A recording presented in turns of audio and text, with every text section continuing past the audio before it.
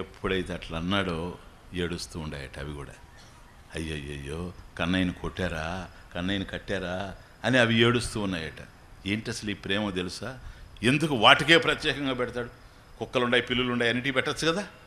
వాటికే ఎందుకు పెడతాడంటే, నేను ఎప్పుడు రుణగ్రస్తునిగా ఉండను, నా విషయంలో ఎవరు భక్తి చేసినా రుణగ్రస్తునిగా ఉండను. పూర్వం సీతాన్వేషణ కార్యక్రమంలో వీళ్ళు చేసిన మేలు నేను మర్చిపోలేను, అందుకని అప్పుడు నాకు మేలు చేశారు కనుక వాళ్ళకి అక్కడ సహకరించే అవకాశం లేకుండా వచ్చింది. నేను అయోధ్యకు వచ్చేసాను కనుక అప్పుడు చెప్పాను వాళ్ళకి, తర్వాత అవతారంలో మీతో కలిసి ఆడుకుంటానులే, అప్పుడు మీకు వెన్న పెడతానని అన్నాను, అందుకని పెడుతూ ఉన్నాను. ఇప్పుడు ఎప్పుడైతే అవి ఏడ్చాయో లేచి నిలబడ్డాడట. అది ఆ సీన్. అంతవరకు కూర్చొని ఉన్నవాడు లేచి నిలబడ్డాడు ఇట్లా. అక్కడ చూస్తేనేమో గోపికలు ఏడుస్తున్నారు, ఇక్కడ చూస్తేనేమో తల్లి ఏడుస్తూ ఉంది, ఎదురుగానేమో కోతులు ఏడుస్తున్నాయి. ఈ దుఃఖాన్ని చూడలేక నేనైతే ఎంతైనా బాధపడగలను, కానీ వీళ్ళు బాధపడుతూ ఉంటే నేను చూడలేను అని ఒక్కసారి అట్లా లేచాడట పైకి. లేచి మెల్లగా అట్లా కదిలాడు. ఈ రోలు పడి, అంటే నిలబడుకున్న రోలు పడిపోయింది. అట్లా ఈయన ముందుకు పోతూ ఉన్నాడు, రోలు దొర్లుతూ వెనక వస్తూ ఉంది. ఒక దగ్గరకు వచ్చేటప్పటికి 2 చెట్లు, అది యమలార్జున భంజనం, 2 చెట్లు ఇట్లా ఉన్నాయి, 2 మధ్య చెట్లు.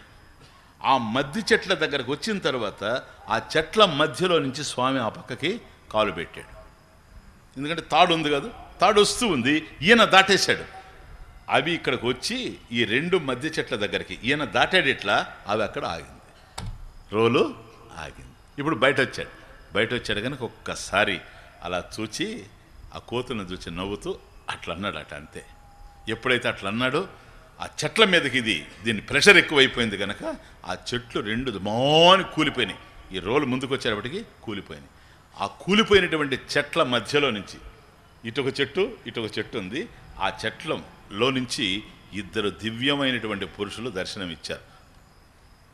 దేవతలలాగా వెలిగిపోతున్నారు, దేదీప్యమానంగా ప్రకాశవంతంగా కనపడుతూ ఉన్నారు, కిరీటాలతో దివ్యంగా శోభిస్తూ ఉన్నారు. వాళ్ళని చూస్తూ ఉంటే దేవతలు అనిపిస్తూ ఉంది. వాళ్ళు దర్శనమిచ్చారు. ఈ శబ్దానికి గోకులంలో ఉన్న వాళ్ళంతా కూడా పరిగెత్తుకుంటూ వస్తూ ఉన్నారట. ఎక్కడని వెతుకుతున్నారు వాళ్ళు, కానీ జరిగింది మాత్రం ఇక్కడ. ఎవరు వీళ్ళు? నలకోబర మణిగ్రీవులు అనేటువంటి వాళ్ళు కుబేరుని యొక్క కుమారుడు. వీళ్ళు ఇలా మరి చెట్ల రూపంలో వీళ్ళు ఎందుకున్నారు? కారణం ఏంటి అంటే, కుబేరుడు యొక్క కొడుకులు కదా, ధనం, అది ధన మదం, డబ్బున్నదనేటువంటి మదంలో ఈ కుబేరుని యొక్క కుమారులైనటువంటి నలకోబర మణిగ్రీవులు ఇద్దరు కూడాను స్త్రీలతో కలిసి పవిత్రమైనటువంటి గంగానదిలో నగ్నంగా స్నానాలు చేస్తూ వాళ్ళతో కలిసి జలకాలాడుతూ అదే సమయానికి గంగా తీరంలో వెళుతున్నటువంటి నారద మహర్షిని చూడకపోతే వేరే విషయం, చూచి కూడాను అపహాస్యం చేస్తూ నగ్నంగా స్నానం చేస్తున్నటువంటి పరిస్థితి ఒకప్పుడు గతంలో జరిగింది. అప్పుడు నారదుడు అనుకున్నాడు, దీనికంతటికీ కారణం ఒకటే, ఎంత నికృష్టమైన రాక్షసులు కూడా చేయలేరు ఈ పని, కుబేరుని పుత్రులుగా ఉండి మీరు ఈ పని చేశారు అని అంటే ధనం మదం, అంతకన్నా ఇంకేం లేదు. కుబేరుడి దగ్గర కావాల్సినంత ధనం ఉంది కనుక, అక్షయ ధనం ఉంది కనుక, స్విస్ బ్యాంక్ అంతా అతనిదే కనుక, కాబట్టి ఆ ధన మదం వల్ల ఈ విధంగా మీరు ప్రవర్తించడం జరిగింది.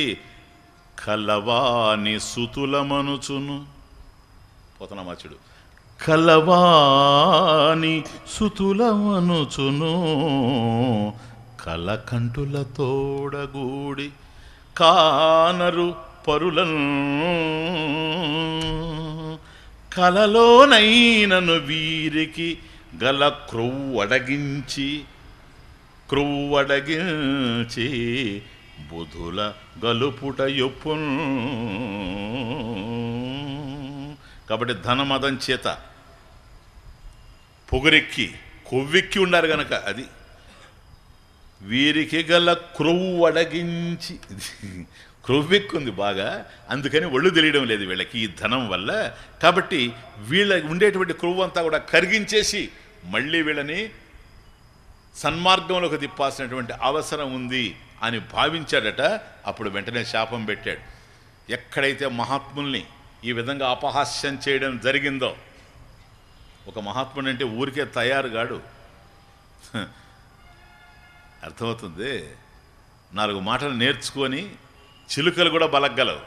అది కాదు మహాత్ముడు అంటే. మహాత్ముడు వెనక జీవితం ఉంటుంది, ఆయన జీవనం ఉంటుంది, కఠోరమైన తపస్సు ఉంటుంది, అద్భుతమైన జ్ఞానం ఉంటుంది. అటువంటి వాళ్ళని అపహాస్యం చేసినటువంటి నేరానికి మీరు మద్ది చెట్లై పుడుతురుగాక. మద్ది చెట్లై పుట్టి 100 సంవత్సరాలు 100 సంవత్సరాలు శతవర్షములు ఉండాలి, మీరు 100 సంవత్సరాలు మధ్య చెట్లుగా పడింటురుగాక అని శాపం పెడితే వెంటనే పశ్చాత్తాపంతో వచ్చి ఆయన పాదాల మీద పడ్డారట. మహాత్మా క్షమించండి, మీరు అన్నట్టుగా నిజంగా మా క్రూవు పట్టింది, అందుకని ఈ విధంగా మేము తయారయ్యాం, మీరు క్షమించకపోతే మాకు దిక్కు లేదు అని అన్నప్పుడు మహాత్ముల్లో ఎంతసేపు ఉంటుంది? విప్రుని అలుకయ్యో తృణహుతాశనము దీర్ఘమగునేని శాస్త్రం కదా. కాబట్టి గడ్డి మండడం ఆరిపోవడం ఎంతసేపట్లో ఉంటుందో నిజమైనటువంటి బ్రాహ్మణుడికి విప్రుని అలుకయ్యో తృణహుతాశనము దీర్ఘమగనే. బ్రహ్మజ్ఞానం కలిగినటువంటి వాడు బ్రాహ్మణుడు అంటే. కనుక నారద మహర్షి అన్నాడట, బహో వీళ్ళు పశ్చాత్తాపం పడుతున్నారు, చేసిన తప్పును అంగీకరిస్తున్నారు, పశ్చాత్తాపడుతున్నారు, కనుక వీళ్ళని చల్లగా చూస్తేనే బాగుంటుంది అనుకోని ముక్తుల్లరై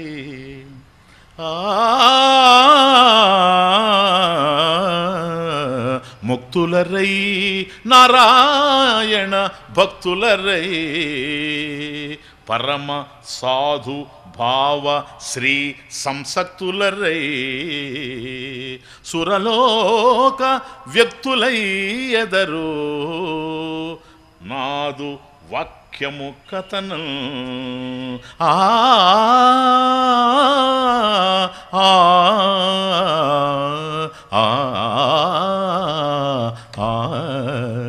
అని కళ్యాణకరంగా మాట్లాడు పద్యం. ముక్తులరై నాయన మీరు ముక్తులవుతారు, విముక్తులవుతారు, ఈ బంధాల నుండి విముక్తులవుతారు, శాప విముక్తులవుతారు. నారాయణ భక్తులరై శ్రీమన్నారాయణమూర్తికి భక్తులవుతారు. పరమ సాధు భావ శ్రీ సంసక్తులరై మంచి సాధుభావాలు కలిగి సదాచారవంతులు అవుతారు. సురలోక వ్యక్తులై ఎదరు కాబట్టి మళ్ళీ భూలోకం నుంచి సురలోకానికి వచ్చి కుబేరలోకంలో మీరు ఉంటారు. నాదు వాక్యము కథనం, నా మాట జరిగి తీరుతుంది, నా మాట జరిగి తీరుతుంది, ఇది వృధా పోయేందుకు అవకాశం లేదు అని వాళ్ళని ఆశీర్వదించి వెళ్ళాడంట. అంటే పుణ్యక్షేత్రాల్లో తీర్థక్షేత్రాల్లో చెయ్యరాని పనులు ఎవరైతే చేస్తారో అలాంటి వాళ్ళు వృక్ష జన్మలెత్తుతారని భాగవత ధర్మం. మహాత్ములను అవమానపరిచిన తీర్థక్షేత్రాలు పరమ పవిత్రమైనటువంటి తీర్థక్షేత్రాలలో చెయ్యకూడని పనులు చేసిన అట్లాంటి వాళ్ళకి వృక్ష జన్మలు ప్రాప్తిస్తాయి అని. కాకపోతే తాను బంధంలో ఉండి తనను కట్టేసి ఉండారు రోటికి, తాను బంధములో ఉన్న మరి ఇతరుల యొక్క బంధాలని విడుదల చేసేటువంటి వాడెవరో అతడు భగవంతుడు. అటువంటి లక్షణాలు కలిగిన భక్తులు కూడాను భగవంతునితో సమానమైనటువంటి వాళ్ళు. తస్మిన్ తజ్జనే భేద అభావాత్, అది భాగవతం. కనుక ఎప్పుడు కూడాను మనకి ఎన్ని కష్టాల్లో మనం ఉండినప్పటికి కూడాను ఎదుటి వ్యక్తి యొక్క కష్టాలని గుర్తించి వాటిని తొలగించగలిగేటువంటి ప్రయత్నం మనం చేయాలి. మనకి ఎన్ని బాధలు ఉంటాయో, మన ప్రారంధం కొద్దీ మనకు బాధలు ఉంటాయి. పురుషార్థం కూడా ప్రధానమైంది కనుక ప్రారంధం మనకు బాధలను పెంచితే ఈ పురుషార్థం ద్వారా మనల్ని మనం పవిత్రం చేసుకొని మనల్ని మనం సంస్కరించుకోవాల్సిన అవసరం ఉంది. ఇది పరమేశ్వరుడు తెలియజేస్తాట. చూడు, నన్ను కట్టేసి ఉన్నారు, కట్టేసి ఉన్న సమయంలో కూడాను నేను వాళ్ళకి మోక్షాన్ని ప్రసాదించాను అని చెబితే ఇప్పుడు వాళ్ళు నమస్కరించి, హే మహానుభావ, ఇది మా జీవిత చరిత్ర మాకు అర్థమైపోతూ ఉంది. అప్పుడే నారద మహర్షి చెప్పాడు, ఎప్పుడైతే శ్రీకృష్ణ పరమాత్మ ఆవిర్భవిస్తాడు శ్రీమన్నారాయణుడు, ఆ రోజు ఆయన పవిత్ర పాద స్పర్శతో మీ శాప విముక్తి అయిపోతుంది. అక్కడి నుంచి మీరు ముక్తులు అయిపోతారు, నారాయణ భక్తులు అయిపోతారు, సదాచారవంతులు అయిపోతారు, మళ్ళీ కుబేరలోకానికి వస్తారని ఇప్పుడు మాకు అర్థమైంది మహానుభావ అని చెప్పి ఆయనకి ప్రార్థన చేసి వెళ్ళబోయే ముందు నమః కళ్యాణ, నమః పరమ కళ్యాణ, నమః పరమ మంగళ. వ్యాస భాగవతం. నమః పరమ కళ్యాణ, నమః పరమ మంగళ, వాసుదేవాయ శాంతాయ యదోనాం పతయే నమః అని నమస్కరించి వాళ్ళు వెళ్ళిపోయినట్టుగా వ్యాస భాగవతంలో ఉంది. కానీ పోతనామాచిన భాగవతంలో ఇంకొద్ది డిఫరెంట్గా ఉంది వెర్షన్. స్వామి అంటాడట, నాయన ఇక మీదటి ఇట్లాంటి పనులు చేయొద్దు. ఇప్పుడు గతంలో చేయకూడని పనులు చేసి నారద మహర్షి